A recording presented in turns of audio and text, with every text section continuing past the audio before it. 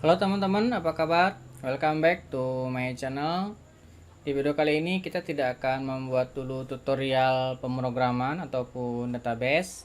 Tapi di tutorial ini saya mau sharing ke teman-teman. Jadi saya mau cerita dulu. Jadi sebelum-sebelumnya saya membuat tutorial itu menggunakan laptop ThinkPad T440 ya. Kemudian setelah beberapa hari kemarin saya beralih menggunakan Asus VivoBook S14. Nah, ternyata ketika saya setup OBS untuk recording, saya mengalami kendala. Jadi kendala yang saya alami adalah black screen. Jadi ketika saya add record desktop, itu desktopnya itu tidak mau memunculkan grafik atau tidak ada gambarnya lah, istilah gampangnya. Jadi kalau teman-teman belum tahu bahwa OBS ini adalah sebuah software yang digunakan untuk record atau rekam atau screencast ataupun untuk streaming. Jadi kalau misalkan teman-teman bisa lihat ya di ini resminya OBS. Ini saya sebelum masuk ke permasalahan saya ceritain dulu bahwa ini adalah OBS ini open source ya, jadi ini gratis mau dipakai oleh teman-teman. Kalau misalkan teman-teman lihat di sini dia tersedia untuk Windows, Mac OS dan Linux, dan dia adalah open source. Jadi ini teman-teman bisa bebas menggunakannya tanpa harus membayar lisensi ya.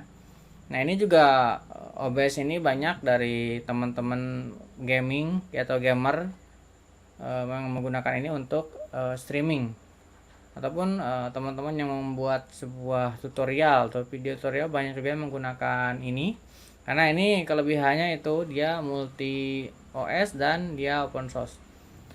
Nah, nanti tergantung teman-teman spek komputernya apakah mendukung dengan grafis yang tinggi ataupun tidak. Nah, ini cerita sedikit mengenai OBS Studio. Kita kembali ke topik yang tadi, mengatasi black screen pada OBS ya. Jadi tampilannya seperti ini. Ini adalah OBS yang sudah saya install. Jadi ketika saya akan membuat sebuah rekaman atau record screen, ini saya buat dulu sebuah scene ya, sebuah skin. Ini saya buat skin baru. Contohnya ini ya, saya buat misalkan contoh screen record. Nah, misalkan seperti ini nih, contoh screen record. Nah, setelah saya buat, kemudian saya tambah, kemudian di sini ada display capture. Jadi display capture ini digunakan untuk merekam semua aktivitas yang ada di display yang kita gunakan. Nah, kita ambil misalkan ini display capture 2, kita bikin oke. Nah, harusnya ketika kita ambil ini, di sini muncul tampilan layar kita yang digunakan. Misalkan di sini saya menggunakan dua layar, pilih yang manapun ini tidak bisa. Jadi kita tidak bisa melakukan record terhadap screen. Nah, bagaimana untuk mengatasinya? Nah, teman-teman, sebenarnya tidak sulit ya untuk mengatasi ini. Jadi sebenarnya teman-teman tinggal klik kanan pada desktop. Nah, sebenarnya hal ini terjadi ketika teman-teman menggunakan laptop ataupun komputer yang ada grafis eksternalnya, bukan grafis eksternal, yang grafik terpisah, bukan onboard. Jadi sebelumnya kan saya menggunakan ThinkPad T440, dia tidak ada eksternal grafisnya, jadi ya lancar-lancar aja. Nah, setelah saya menggunakan Asus VivoBook S14, nah ini ada Nvidia grafisnya. Jadi ketika mau nge-record ya ada masalah. Nah, teman-teman tinggal masuk ke display setting. Kalau teman-teman menggunakan Windows ya, karena ini masalahnya memang di Windows. Kemudian teman-teman scroll ke bawah, di sini ada graphic setting ya. Teman-teman klik yang graphic setting. Nah, teman-teman ini biarkan classic app. Kemudian teman-teman browse.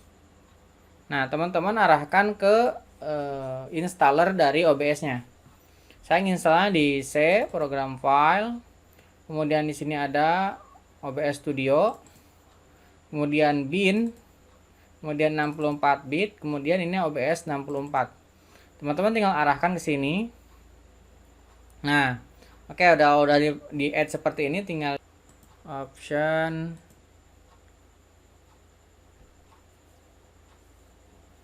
Nah, kita power shaping, berarti kalau power shaping ini menggunakan Intel ya, UHD grafik. Nah, kita power shaping aja deh. Kayaknya sih masalahnya di sini ya, grafisnya ya. Kita save. Nah, kita sekarang coba lihat apakah sudah bisa atau belum. Nah, ini masih belum. Kita coba close dulu. Kita coba jalankan lagi OBS-nya. Nah, sekarang sudah bisa ya. Jadi tadi yang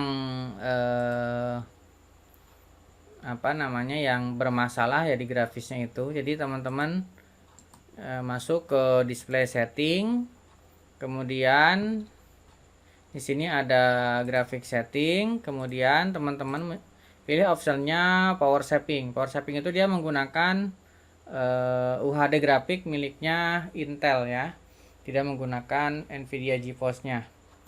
Nah gitu, baru teman-teman bisa melakukan record screen. Nah ini contohnya ya. Nah, jadi ketika teman-teman tuh sudah bisa melakukan record screen, tinggal ini kalau misalkan sudah begini, tinggal di start record saja dan nanti tinggal di edit dan tinggal ya bikin video untuk tutorialnya. Oke, kira-kira seperti itu di sharing-sharing kali ini.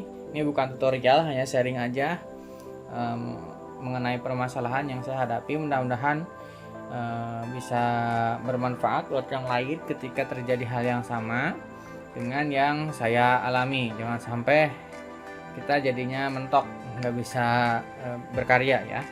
Oke, mudah-mudahan bermanfaat. Jangan lupa subscribe dan nyalakan tombol loncengnya. Sampai ketemu di video selanjutnya.